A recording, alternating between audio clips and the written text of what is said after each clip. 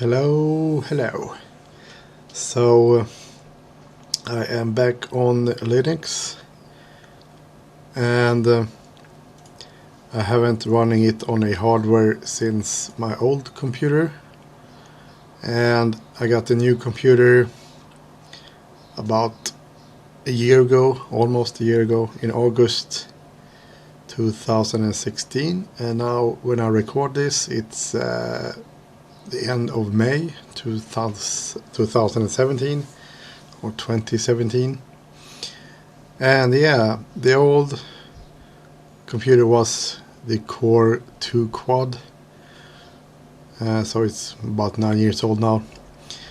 And right now, since I got a new computer, I decided to try Linux again.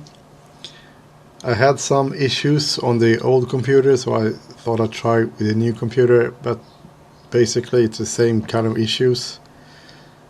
And people said it was hardware issues, but it's not, since I have the same issues mostly. And this so-called faulty hardware also work in Windows, which is even more weird. But anyway, I'm running Ubuntu 17.04, and it's the GNOME desktop environment. So when you got this, you have the apps like this, and there are settings so that you can actually get applications in here. And I was thinking of running Ubuntu Gnome 17.04 because that's the LTS version, the long time support. But it was actually Ubuntu 16.04 that was causing the problems, because I had so many issues with it. So actually running right now the 17.04, which is a little bit of a bummer, because it's not the long time support, but well, what the hell. Let's try it out at least. And this seems to be kind of stable. I still have some issues with it. Sometimes I get this error message, send an error report. But so far it works kind of good. And the first thing I actually did was to go to the software and update thing here. And I went to additional drivers, and the default one is the Nouveau display driver, but I switched to this NVIDIA proprietary tested. Works fine. The only thing that seems to be buggy is this other software, and if I select the canonical partners here, I get an error, it doesn't work. Maybe it works with the Unity desktop, but it doesn't work here in Ubuntu Gnome at least, or not for me at least. And also this minimize and maximize buttons are not here, so the next thing was to go into tweak tools here and go to extensions. No, the Windows first, and then I went to these title bar buttons here, maximize and minimize, and turn them on, because these were off by default. And then I actually installed a couple of extensions, and one of them is dash to dock. It's this one, and I just turned off the intelligent auto hide, and also reduced the size of the bar itself. And also install these top icons, because when I installed Dropbox, this icon here up in the menu, it was down here in the left corner, which is kind of weird. And I installed this app indicator support as well, but it doesn't do anything right now, so I just turn it off. So yeah, and of course you can run the global dark theme as well, and you kind of need to restart it. But I kind of like the regular one at the moment, at least for now. And one of the reasons I choose GNOME as a desktop environment is mostly for the cursors and also the look of everything. Looks a lot better than Unity. And of course Unity is basically no more when Ubuntu 18.04 comes out. They are not going to use Unity anymore. So let's just get used to the GNOME desktop. The only kind of weird stuff is Chrome here. For example, the text up here, it looks really big and they look a bit weird. They look a lot better on Windows actually. But when you go to a regular website, for example, let's go to well, let's check the extension. Yeah, over here it looks a lot better. It looks like Windows. GNOME shell. Oh, okay, I installed that. Yes. But this for the links and stuff looks kind of weird. Also text here, but it looks great here. Same thing if I go yeah, also the links. But it's minor things, but otherwise looks pretty good. And this is why I have it locked to the if I have a maximized window, I can still see the dock. So yeah, but that's the only kind of annoying thing is the text in Chrome. It looks kind of weird. And what else? Yeah, the settings, I don't have really much here. Yeah, I changed the background actually. The default one was this one. And meh. So I just selected this a little bit darker instead. And the files, of course, and I changed it to have it like this because I'm used to it. Default one is like this. I want it like this. And of course when I installed Dropbox, it installed a folder to it in the home directory here. So yeah, and I added a videos folder as well. I record to this,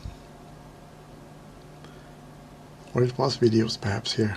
I just added the recordings, but otherwise I actually like this. It looks a lot like the Mac OS. So yeah, I haven't really used it that much yet. And one thing that I usually have issues with in Linux is video and audio.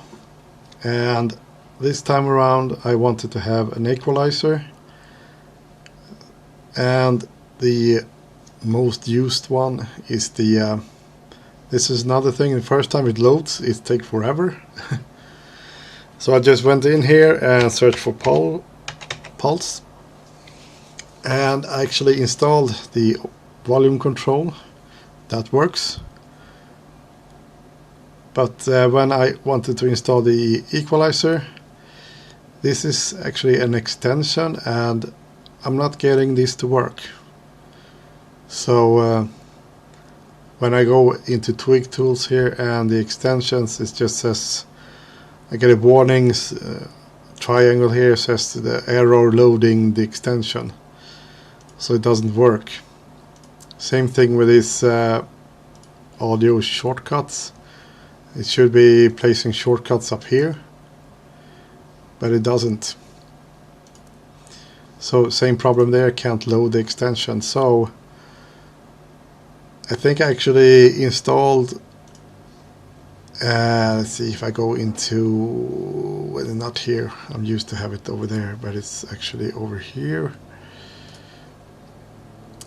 If I go to, yeah, over here, installed it through a regular PPA, pulse audio EQ, and that seems to be working right now at least, but there's no sort of icon for it.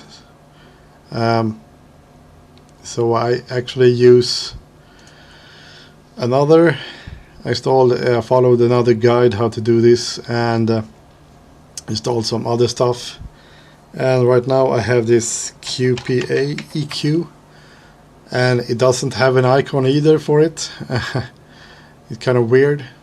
So you have to start it through the terminal, and you get this equalizer, and sometimes it works and sometimes it's not. And of course, when I wanted to record this, it didn't work, but now it works suddenly. And I can have this equalizer, and it's system wide, so it's on every single input and output, or output that I have. In Windows I have a software called Voice Meter Banana, and there you can actually set the equalizer on the output separately. So the digital output has its own settings, and the analog output have their own settings. So, but you can't do that here, I think. So it's system wide, it's on all the outputs. So yeah, that's kind of weird. But you can have different profiles here, you can save them as different profiles or presets. That's kind of nice. But you still need to kind of start it through the terminal, which is kind of annoying.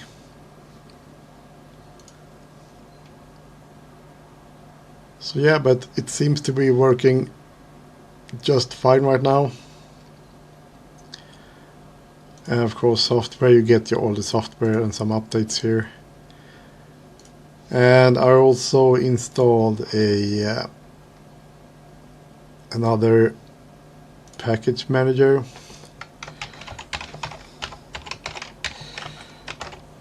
And it is Synaptic Package Manager. And the good one with this package manager is that when you want to install a software, and that software needs some other software, it will automatically install the other software as well, which is really nice. So it kind of keeps tracks on what you need. So that's really good. So just search for different software. So let's actually try and see if we find Pulse over here.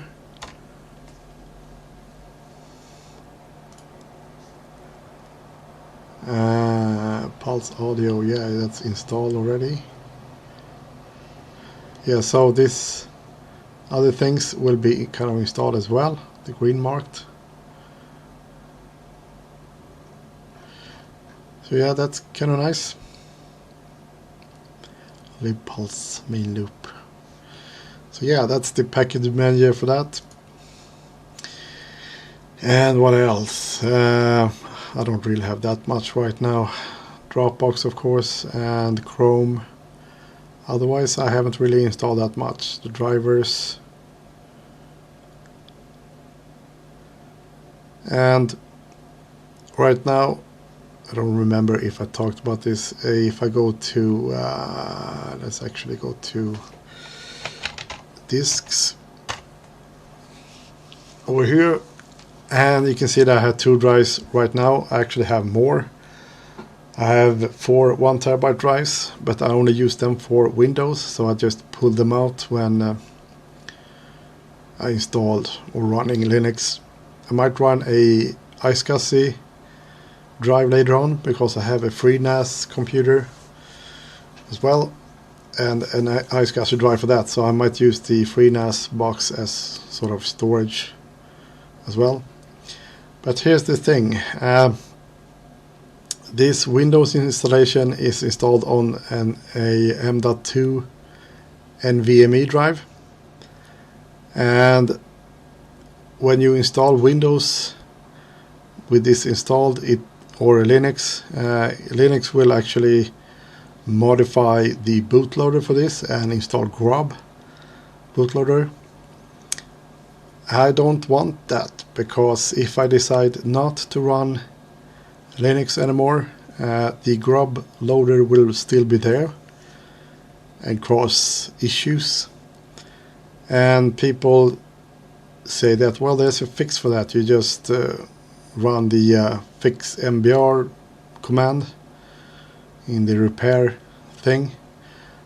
But that command doesn't work because I'm actually running GUID partition table or GPT on these drives. So the only thing that fix mbr is fixing is if I run this as master boot record. So that fix doesn't work. I tried it myself. No, it doesn't work. So what I did here was first I thought maybe I can disable this drive in the BIOS or UEFI, but you can't disable this as you can disable the SATA ports. So I actually have to physically remove this M.2 drive from the computer so that I only had this disk in here, and then I install Linux. So the way I actually have my own dual boot here right now is that when I start the computer, I press F8, and then I can actually select which operating system to boot. And if I have this drive continuously on here, I can also set in the BIOS which operating system should be kind of the default one, because if I don't do anything, if I don't press the F8, it will automatically start. Right now it's Windows, and if I press F8 I can actually just select the Ubuntu disk. So that's how I fixed that. So that's why I didn't want to have the dual boot thing with the grub bootloader messing with the Windows bootloader, because a lot of people ask in the previous videos I did about Ubuntu, like, oh, I have dual boot Windows and Linux, but now I don't want Linux anymore. How do I fix the bootloader? How do I remove Ubuntu? Well, this is the way I do it. If I don't want to use Linux anymore, I just remove this drive and Windows works normally. And I would never ever install Linux and Windows on the same drive. That gives you more headache than you want. It gives you a migraine. So that's why I have Linux on a completely separate disk. So yeah. But anyway, I've been rambling a lot here, and another software that I forgot is actually the simple screen recorder, and it's recording this right now. And yeah, but I think I will actually sign off for now, and I might do some videos. I still kind of have Windows as my main system, but I will use this as much as I can, and it is installed on the hardware. It's not a virtual machine, it's actually on the computer hardware, because that's the way you learn basically and get the experience or the performance. And yeah, system, didn't we have some kind of utilities? Yeah, a system monitor. So I have all the 4 cores here. Right now when I'm recording this, it's just 40% CPU usage. Not that bad. And I'm actually recording in 1080p 60 and just this desktop. I would try later on trying with some games as well, so we'll see how that will look like. And the file sizes are not that bad. Right now it's like 70 megabyte in size. But yeah, I'm kind of signing off here because the video seems to be a little bit long right now. But yeah, see you later.